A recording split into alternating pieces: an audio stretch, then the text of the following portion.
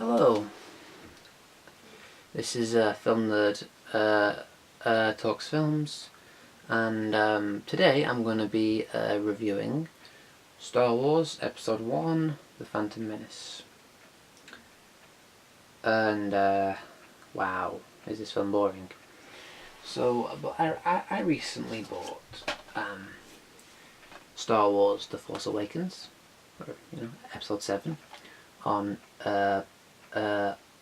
Blu-ray, and it's just as good, just as great as I remember it. So great.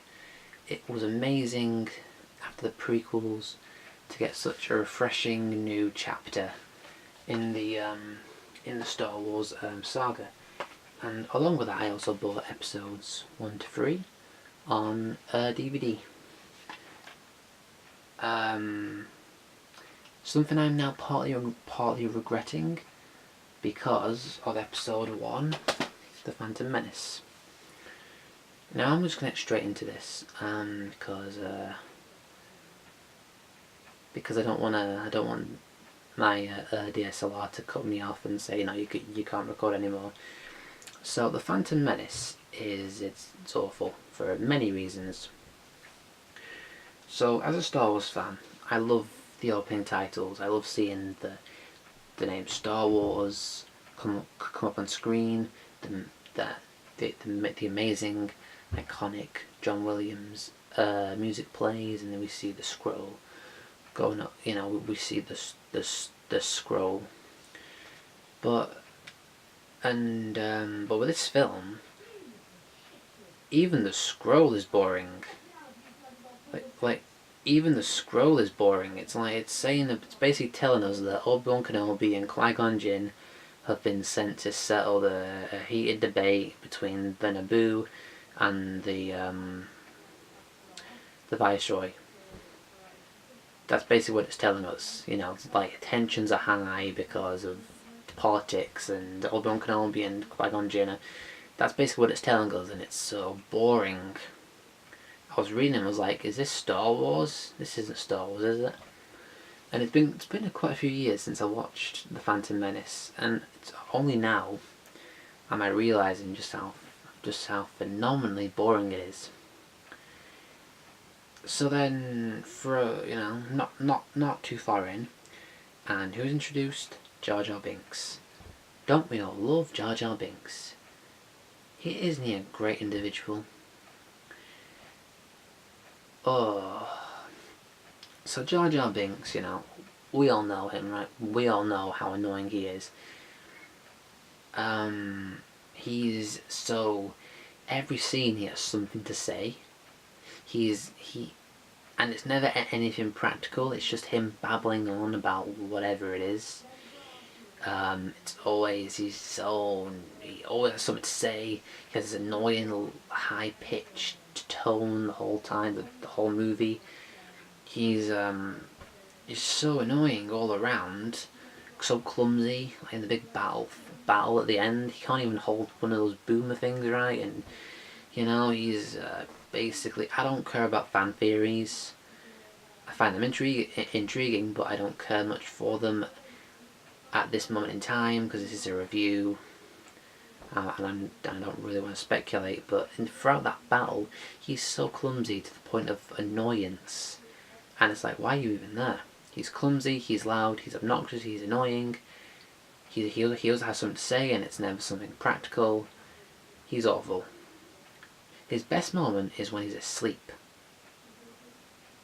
in that one scene, because, he's not saying anything, and that's good. That's a blessing. And at his most useful, he's basically a plot device later on, so he can go talk to the Gungans. But even then, couldn't Qui-Gon and Obi-Wan have just done that just as much? Jar Jar Binks is awful. I think we can all agree with that at this point.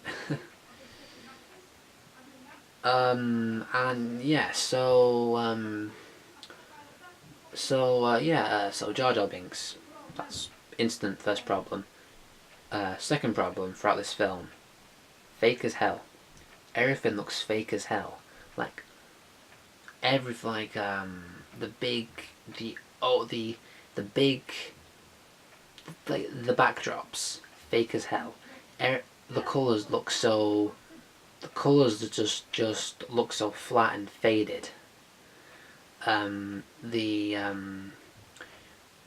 everything looks far too polished. Like it's clearly CG because everything's far too polished. Like a video game, it's like that's not what we want. That's not what we want. As Star Wars fans, that's not what we want. As passionate Star Wars fans, no, that's not what we want at all. Yeah, everything just seems so polished and it all looks too pretty. Everything looks so flat. Like it's like and you know there's the bit where the ship gets shot out of the sky and it falls down, and it's like we see it explode down below onto this flat green land with nothing on, and it's so horrific. It's so horrific, and obviously faked.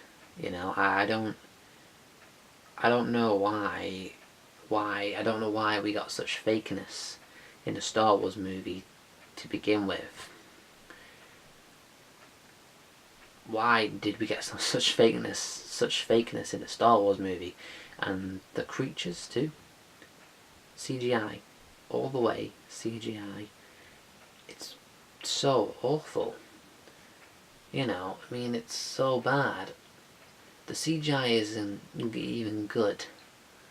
They look stupid. The characters look stupidly cartoony. They look like something out of a Nickelodeon show. You know, they're a joke. They're a joke, and not a funny one either. They're an insulting one. Much like Jar Jar Binks, an insulting joke. The characters are just plain as well. The characters, how they deliver their lines, it's like they're just dead inside. It's like they just don't care anymore. And in all honesty, being a part of the Phantom Menace, I don't think I would care anymore. You know, I don't think, yeah, being a part of the Phantom Menace, I don't think I would care anymore. Because this film is just, it's a new kind of awful. It's a new kind. Well, it's not. Sorry, it's not a new kind of awful, but it felt like a new kind of awful when I was rewatching it after so long. The characters just line delivery with no passion, no. That's the one good thing about Jar Jar Binks is that at least he's more enthused than everyone else, but it comes off as annoying, but at least. Not that redeems him in any way. I think so. Yeah, it's like they just don't care and they just want to get the film over with. Especially Liam Neeson. I mean, I don't think I've ever heard an actor deliver lines so flatly before. You know, it's like he clearly just wants out of there. I mean, if you ask me, it's his fault for not reading the script beforehand. But you know, that's another thing, of course. I think the worst thing about this movie is the cohesiveness. There is no cohesiveness. It's just like a bunch of scenes that were squished into one with no cohesiveness. Like we have the Gungans, completely unrelated to the Naboo. They just feel completely unrelated. Like Qui-Gon Jinn and Darth Maul, completely unrelated. There's no interconnection there. There's no real threat. You know, there's no urgency to find Darth Maul and take him out. It's just, just like a bunch of scenes with no cohesion. It's like every time it fades, I'm like, oh, this is ridiculous. A bunch of scenes with no cohesion, and I think it's because they don't interconnect many of the characters. I think that's why none of the characters are really interconnected. At least not in any in-depth way, and it's so sad. Because we get this, it's so sad and so hard to watch, because we get these incohesive scenes. which don't even seem like which just seem like they're pointlessly meshed together, and it's bad. It makes for a very bad viewing, because if you can't even compel your viewers into the narrative, you've messed up. You've messed up. You messed up, Lucas. Just saying. And yeah, so I think that's well, then again, that's probably not all that's wrong with it. There's probably a lot more wrong with this film, but actually, well, yeah, there is the big battle scene at the end with the Gungans and the battle droids. That is awful in terms of terrible CGI. It's sickeningly bad in that film. In that scene, the grassland looks completely flat out, like a stupid goddamn video game. The the sky, the the vehicles, it all looks so bad. It's like it's. You could argue, yeah, it was the 1990s and CGI wasn't so great back then. It was still in development. I don't care about that, because it shouldn't have been CGI in the first place. If you want to be true to Star Wars, you make that world look realistic. You don't make it look like some stupid PS1 video game.